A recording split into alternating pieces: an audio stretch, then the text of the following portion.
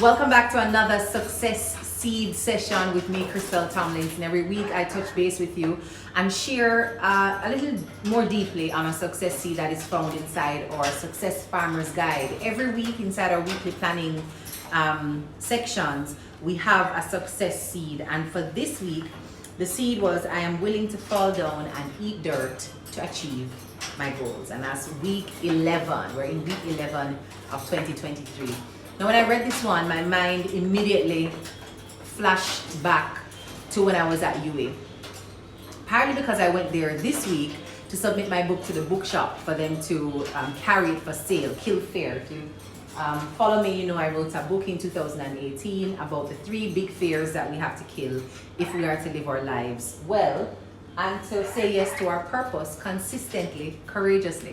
So when I went to drop the book off, I was having a moment just reflecting how I had been suspended from student activity while I was at UA because I was part of a group of leaders who had organized a protest around examination time.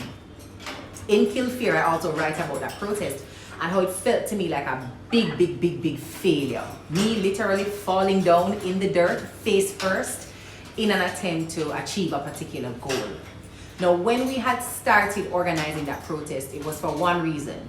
We felt it was manifestly unfair for students to pay for their courses, pay their academic fees, sometimes through the Student Loan Bureau, and not be allowed to sit those examinations because some other fee was not paid, like their hall fee. So once you pay your school fees, it covers everything related to your administrative and academic journey at the university. So attending classes, being a part of your tutorial, submitting your assignments, getting your grades, sitting your examinations, all the fees related to that are covered in your school fees. And those fees would be paid in totality by some students, but because their hall fees were not paid, they were blocked from sitting their examinations that were already paid for. And not only were they blocked, they were given automatic fails for every single solitary exam that they missed or were blocked from sitting before they could clear up a separate fee. We felt that that was unfair because if I pay for this particular product, even if something else is not paid for, I should not be prejudiced and prevented from accessing the thing that I have paid for in full, especially when I took out a loan to pay for it. Especially if I collect pure F's in this semester, I may not get that loan again. I can't get a grant, I can't get a scholarship. So why are we twinning the two and penalizing me for something that I've already paid for? So we decided that during the examination period, if that policy was not changed, we would mount a protest as student leaders. I was vice president of the Guild of Students at that time. We mounted our protest. We asked for the policy to be changed. We asked for students who had paid all their academic fees to be able to access in full the academic services already paid for. We lobbied and we explained that the students who are blocking from sitting their examinations don't have an unending supply of resources to come and resit these exams. In fact, they are depending on getting a good grade in this semester so they can reapply for additional loans, so they can apply for grants, so they can get scholarships. And a straight F transcript does not help them to move from a position of financial vulnerability to financial stability. We made the case. Some meetings were held, some meetings were denied, policies were rejected. So on the first day of examinations, we organized that protest. Now that protest got out of hand. From the main gate where we had it, the group of students very quickly became a mob, right? Because it's the first day of exams, you can't sit yours, other people are sitting theirs, it's unjust, we want our justice. And so the group of students marched to the tent, invaded one of the exam tents, threw over tables, desks, chairs. The exams had to be stopped. And some students who were sitting their exams had to reschedule and resit. They were coming from other islands or returning to their island of residence, and they had to change flights because the exam dates had to be amended. It was really a rough period. That element of the protest was not planned, and of course there were consequences for disrupting exams, especially in that kind of violent way.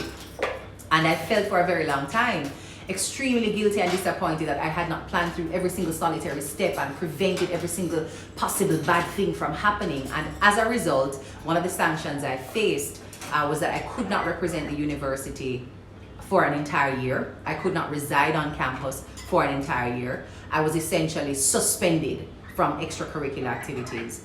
And what that meant, to give you context, I was the star debater for the university. I'd represented the university 3 times, taken home the Public Speaking Championship trophy, received their premier awards for leadership and for culture. I had just been selected to serve as a resident advisor, just started my master's there, and all of that had to be paused and shifted because I could no longer represent, lead, or even serve as a resident advisor. I had to move off of campus, all of that. And I took my punishment without any kind of angst, because things went wrong and there are consequences. People must be held responsible. Now, over the years, I've looked back at that experience and asked myself the question, what would I have done differently? Would I have still been part of organizing and orchestrating that protest? And whenever I think about it, the answer is yes, and I would have taken all of my punishment all over again.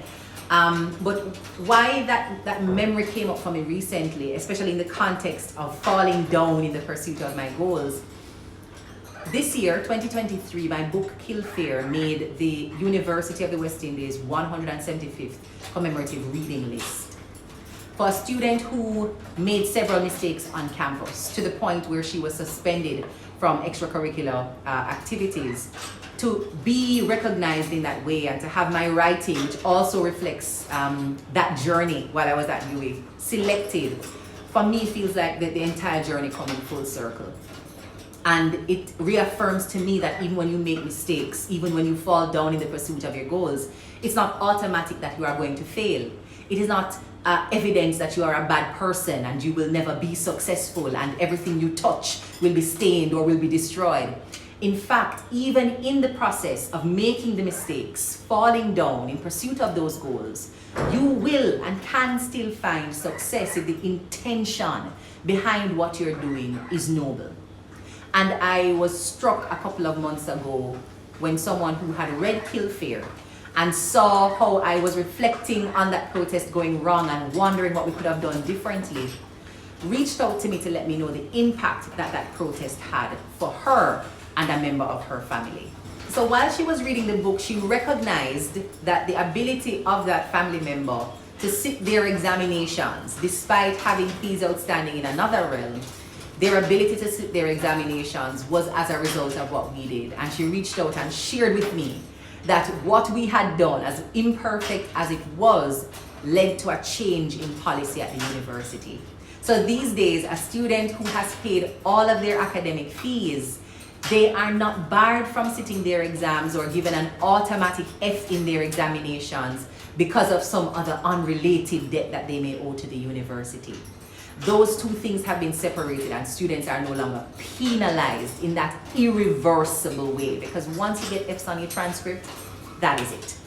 So when I heard that, I was settled in my spirit for sure that what we did was necessary to do.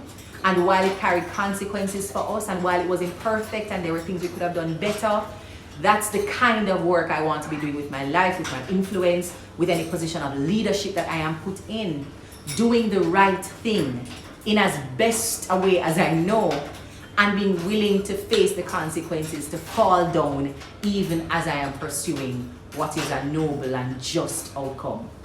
So this success seed, I'm willing to fall down and eat dirt if I have to in the pursuit of my goals, is something that I have been living by without even knowing, because I've never once said to myself, because I will have a cost to pay, because this will not be easy for me, because this will not be without consequence for me, I know it is right, but I won't do it. I've never thought about things that way. And I think if more of us in our moments of personal leadership for ourselves choose to do the right thing on our behalf, choose to do and say the right thing on another person's behalf, even if there is a cost to us, just always choosing justice and the right thing, we would feel better about ourselves at the end of the day. We would do better in our communities, in our relationships, in our families, for our country. Because too little of us are doing the right thing for fear of consequences, while too many of us are doing the wrong thing without care for those consequences. So I hope this encourages you if you are making a hard decision, if you're in a challenging season, if you're facing the consequences of doing something right and doing something correct. whole strain and be willing to fall down and eat a little dirt in the pursuit of those goals. Because when they are done with an intention and from a place of truth and justice, eventually you will reap a reward. And if you don't, someone else will. So I'm not at UWI to benefit from the change in policy, but hundreds of thousands of students. So that's the end of this week's Success Seed. Thank you so much for watching. I hope this helps to ground you as you make a brave, challenging, and courageous decision in whatever season you are in. And if you know somebody who needs to see this to be reaffirmed and reassured as they are making decisions, please do share it with them. If you haven't subscribed to my page as yet, now is the time to hit that subscribe button, to like this video if you actually liked it, and comment with any questions, feedback, or anything that comes up for you as you are listening. Thanks so much, and I will see you for another edition of our Success Seed session. Remember to get a copy of the Success Farmer's Guide. Weekly, you will be nourished and blessed by the success seeds here. I put the link in the description bar for this and of course for Kilfear, so you can purchase both if you're interested. Lots of love and lots of blessings.